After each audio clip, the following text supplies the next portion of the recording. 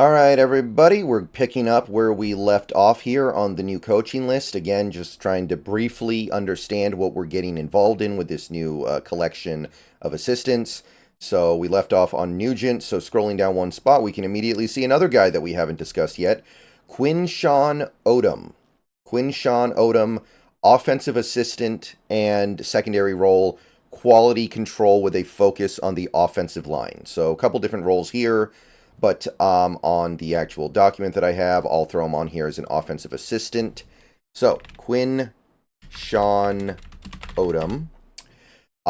Little bit of NFL experience these last couple of years. Not a huge amount, but he's been around for a little bit as well. He spent some time in college, spent some time doing some very minor things on teams like the Bills, spent some time with Vanderbilt. So it's a pretty decent amount of experience. It's more than we saw with some of the other coaches that we hired for sure. But the thing that's mainly going to be the focus will be the last 2 years where he's been a assistant on the Green Bay Packers. So he comes from there. He comes from that LaFleur tree, and he admittedly, it's not like he got all that high up in the Packers hierarchy. Don't get me wrong. He wasn't like their full-on offensive line coach or anything like that, but he did have an assistant role with that staff, and the Packers offense over the last 2 years has been perfectly respectable. Last year, they were above average. First year integrating Jordan Love. The offensive line actually played really well for the Packers last year. This Seahawks.com article actually says third least sacked team in the NFL. And Jordan Love turned in a really, really special season for the Packers. So that's good. 2022, not quite so impressive. That was the year where Aaron Rodgers started to peter out a little bit. The offense was just barely above average.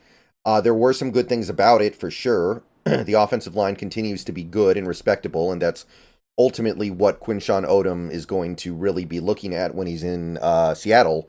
But I do want to go back 1 year before that because in 2021, Odom was an offensive line graduate assistant for the University of Texas. He spent 1 year at Texas. It wasn't a very good year for Texas. That was a 5-win season.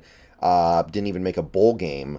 But you can see a foundation being laid down by this Longhorn offensive line manifested in this rushing game, which was really good behind Bijan and Roschon, which would go on to the next year be the best 1-2 tandem in all of college football at the running back spot. So Bijan and Roschon were already playing really good in 2021 behind that offensive line, and they were able to advance their game even further the following year. So I do think there's something to be said for that. But Quinshon Odom, that's basically the rundown of the stuff that we are really interested in, I think. He spent a little bit of time with Buffalo during training camp, but he didn't actually make it to the season. Spent some time at Vanderbilt, spent some time in Eastern Kentucky. Not going to dig too deep into that. I do want to move on to the next guy on this list. We've got Olividotti, who we've already spoken about, but we haven't spoken about Chris Partridge. And this one's actually pretty interesting. He's going to be the outside linebacker coach, which means that Olividotti is being now specified as the inside linebacker coach.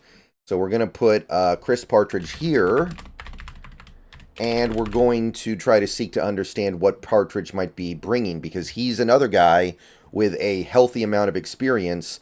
All of it in college football, granted, or high school football, I guess, but he spent a lot of time at a major program in the Michigan Wolverines. In fact, last year, he was the linebacker coach for the Michigan Wolverines. And that's a pretty good job to have. It's not NFL, but it broaches close to it, right?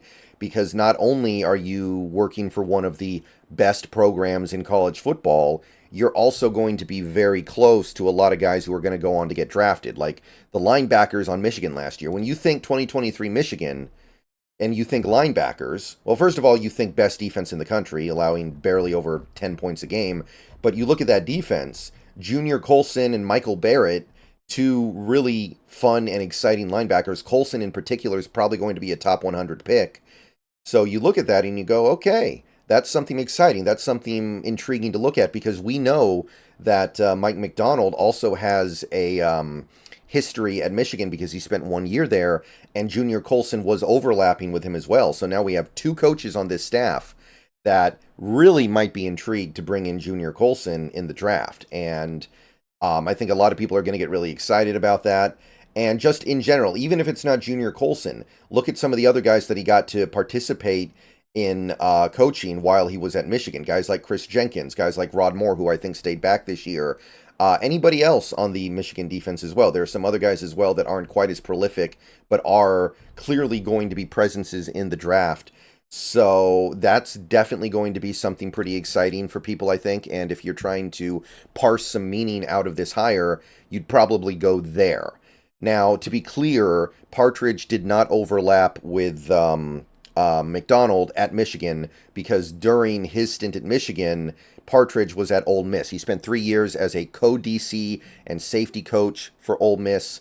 So taking a look at that stint that he had, the 3-year stint, 2022, the defense was okay. Let's call it average, slightly above.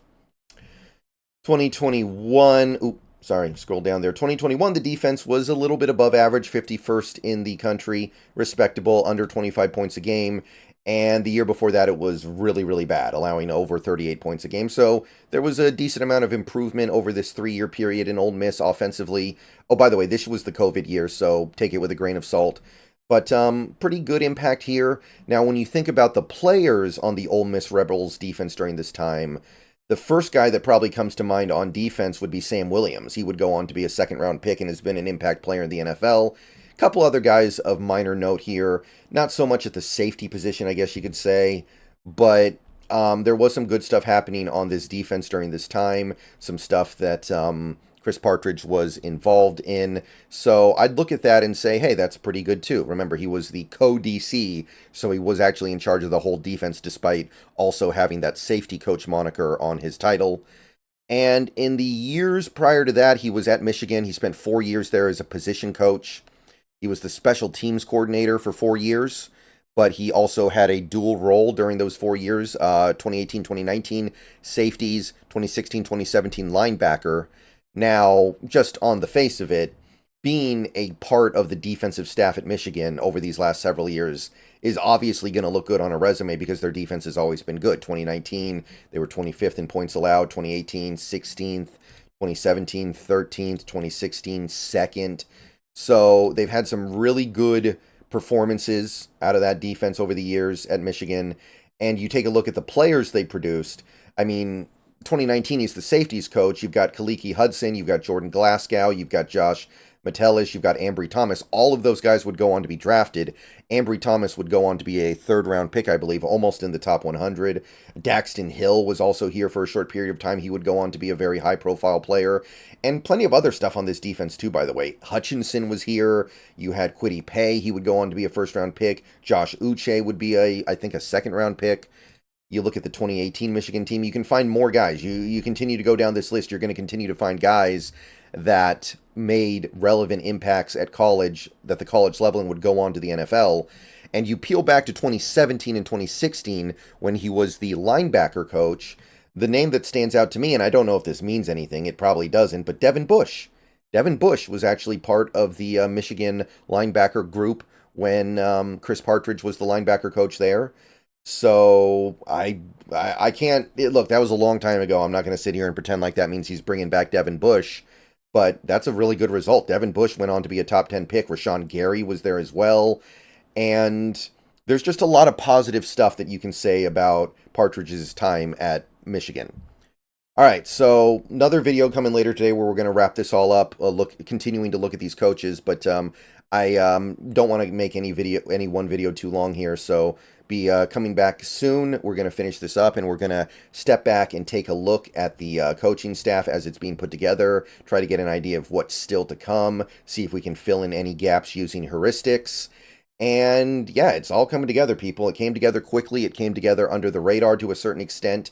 But a lot of these hires, obviously, we as fans are not going to be privy to the process. We're going to understand that they're looking for guys, and they're going to be hiring guys who probably you don't even really need to compete for. You just call them up and say, hey, you want a job? And they say yes, and then it's good. So yeah, Chris Partridge, outside linebacker coach.